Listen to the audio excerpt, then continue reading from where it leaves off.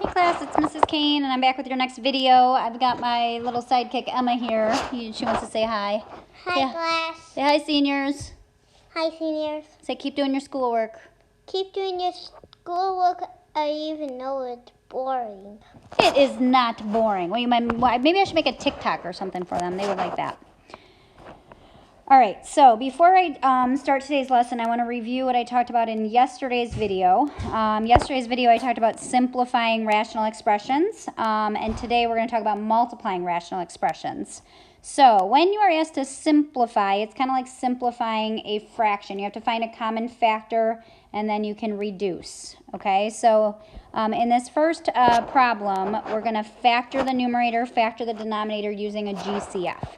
So in the numerator, we can take out a 4, and we're left with x minus 3. And then in the denominator, we're left with 12, or I'm sorry, the GCF is 12, and we're left with x minus 3 as well. Okay, so by writing the numerator and denominator in factored form, we see that we have this common factor, x minus 3. And then we're left with 4 over 12, which can be reduced. And so we reduce 4 over 12 to 1/3. If you divide the top and bottom by 4, you get 1 over 3. Okay, so the next problem, we're going to factor the top, factor the bottom.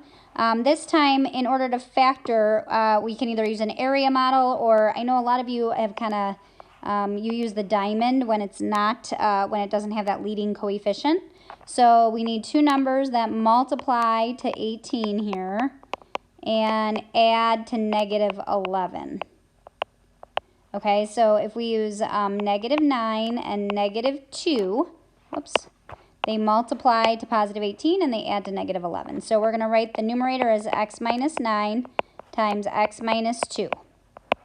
Okay, and then we're going to factor the denominator. So this time we need two numbers that multiply to negative 8 and add to positive 2. So we can use 4 and negative 2. And so the bottom we're going to write as x plus 4 times x minus 2. And notice once we write that in factored form, now we see we have an x minus 2 on top and an x minus 2 on the bottom. And so we cross those out and we get x minus 9 over x plus 4. And again, you cannot cross out those x's at the end because those are separated by addition and subtraction.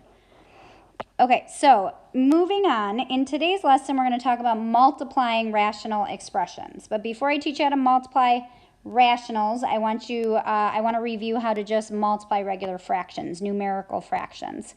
A lot of you have run into this skill in ALEKS. I know I've worked with some of you on it in class, and some of you are still kind of stuck in this fraction loop. So I'm going to teach you a new way for some of you maybe to multiply fractions. I've worked with some of you in class, but I don't know that I've gotten to everybody with this. So when we multiply fractions, there's two approaches. One approach is just to multiply straight across. 2 times 6 is 12. 3 times 8 is 24. And then you have to reduce the fraction. Okay? Now, there's lots of common factors here. You can divide the top and bottom by 2. You can divide by 4. You can divide by 6. The greatest common factor is 12. So if we divide the top and bottom by 12, we get 1/2. So this reduces to 1/2. Okay, now an easier way to do the problem is actually to simplify first. So what that means is if you look diagonally, you have 2 over 8, and you also have a 6 and a 3, and you are allowed to reduce diagonally. So I think it's easier if we reduce first. So 2 over 8 is equal to 1/4. So I'm going to cross that out, and I'm going to make that 1/4. And then 6 divided by 3 is 2. We can think of that as 2 over 1. And so now, if we multiply straight across, 1 times 2 is 2, and 1 times 4 is 4.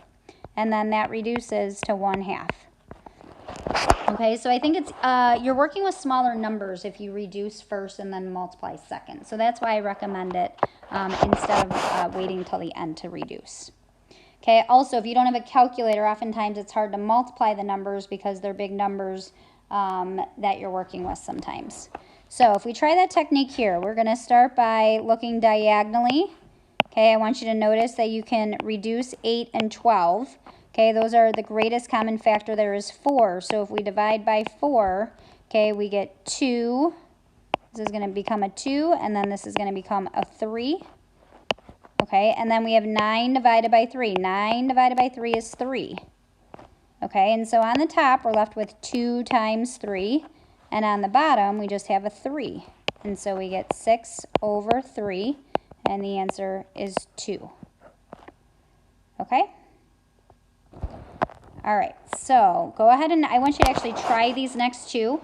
Okay, pause the video, and then I'm going to quickly just kind of run through them. If you need a little extra support, you can go ahead and watch me do them, but I want you to try them and then kind of check your answers and make any corrections if you need to. All right, so I'm going to start by reducing. These 3's actually cancel out, and so I'm just left with 2 over 10, and that reduces. If I divide top and bottom by 2, I get 1/5. Okay, and then the next one, if I look diagonally, I have a 3 and a 9. That reduces to 1/3. And then if I multiply straight across, I get 4 over 15. Okay, so my point here is I want you to learn to reduce first and then multiply. So it says use the problems above to explain how to multiply two fractions. So step 1 is to reduce. And step 2 is to multiply the numerator. So after it's reduced, multiply the reduced numbers that are on top. And then step 3 is to multiply the denominators. So if there's anything left on the bottom, multiply those. Okay, and then sometimes you might have to do one final reduce if necessary. Sometimes we have to reduce again. Okay, and you don't always have to do all of these steps, but these are the possible steps that you're going to have to do. Okay? All right, so we're going to take these same steps and we're going to apply them to rational expressions. So when we simplify and we find common factors, we have to put it in factored form first. So to multiply rational expressions, you're going to factor the numerator, factor the denominator if necessary, and then cross out any common factors and reduce anything that's left. Okay, so the first problem, we're going to start by factoring any numerator and any denominator that can be factored. So this first problem consists of a bunch of GCF factoring. So we can factor this by taking out a 2. We're left with x plus 3. Okay, we have another GCF on the bottoms. If we take out a 6, we get x minus 3. And then if we move to the top here, we can take out a 3, and we get x minus 3. And then the final one on the denominator there, we can take out a 7, and we get x plus 3. So put all of your numerators and denominators in factored form first. Now you get the fun part. You get to cross out the x plus 3's. You get to cross out the x minus 3's. Okay, and then on the top, we're left with 2 times 3, which is 6. And then on the bottom, 6 times 7 is 42. And then those are both divisible by 6. 6 divided by 6 is 1. 42 divided by 6 is 7. And so the answer is 1/7. Okay, so in the next problem, look for any denominator or numerator that can be factored. So we can factor the first denominator and the second numerator. Okay, so the first denominator is just a GCF. Take out a 7, and you get x plus 5. And then if we look at this denominator, we need two numbers that multiply to negative 40 and add to negative 3. So I'm going to do negative 8 and positive 5. So I'm going to write that as x minus 8 times x plus 5. And then we are going to put the x minus 8 back on the bottom. So once we factor, now we look for common factors. I have a pair of x plus 5's, x minus 8's that can be canceled out. On the top, all I have left is x plus 7, and on the bottom, all I have left is a 7. Okay, these 7's cannot be canceled out because the top is being separated by addition. All right, let's try one more together. So this time we have to factor the first numerator, we have to factor the first denominator, and we have to factor the second denominator. Okay, so I'm going to start with a diamond here. I need two numbers that multiply to negative 4 and add to negative 3. So negative 4 and 1. So I'm going to write x minus 4 times x plus 1. X squared minus 4. Those factors are x plus 2, x minus 2. And then I can leave that x plus 2 where it was. And then that last factoring is a GCF, 2x minus 8. You can take out a 2 and you get x minus 4. Now for the fun part. We can cross out the x minus 4s.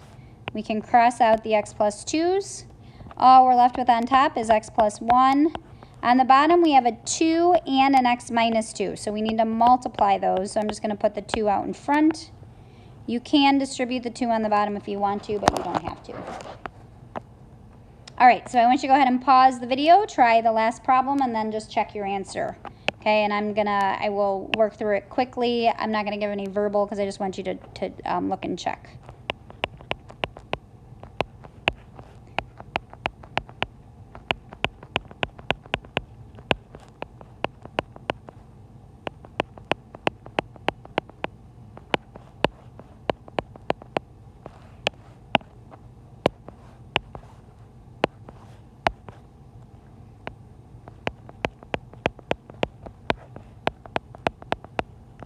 Okay, so if you got 3 times x minus 1 over x plus 2, then you're in good shape. Thank you for watching. I want you to go ahead and try the 3 problems on your daily assignment.